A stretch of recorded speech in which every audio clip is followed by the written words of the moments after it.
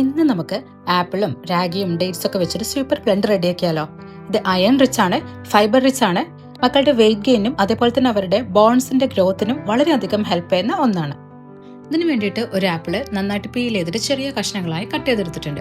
മധുരത്തിന് പഞ്ചസാരയ്ക്ക് പകരം നമ്മൾ ഡേറ്റ്സ് ആണ് യൂസ് ചെയ്യുന്നത്. ഒരു ഈത്തപ്പഴം എടുത്തിട്ടുണ്ട്. ഇതെല്ലാം കൂടെ മിക്സിയുടെ ജാറിലിട്ട് നന്നായിട്ടൊന്ന് ബ്ലെൻഡ് ചെയ്തിട്ട് കൊണ്ടുവരാം. ഇനി ഒരു പാനിൽ കുറച്ച് നെയ്യ് ചേർത്ത് കൊടുക്കാം. ഇതിലേക്ക് നമ്മൾ 1 ടേബിൾ സ്പൂൺ റാഗി പൗഡർ ചേർത്തിട്ട് ജസ്റ്റ് ഒന്ന് റോസ്റ്റ് ചെയ്തിട്ട് എടുക്കാം.